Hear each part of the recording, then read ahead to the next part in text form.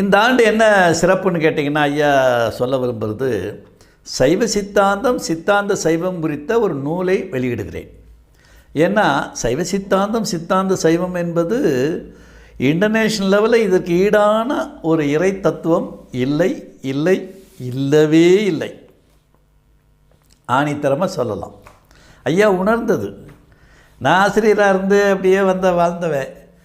இப்போ இந்த துறைக்கு வந்த உடனே தான் கண்டுபிடிச்சேன். திருக்குறளெல்லாம் படிக்க ஆரம்பித்தோன்னா அவர் தூய அறிவாளின்னார். யூஎஸ்ஏ ஒரு சிஸ்டமேட்டிக்காக அமைச்சிருக்காரு.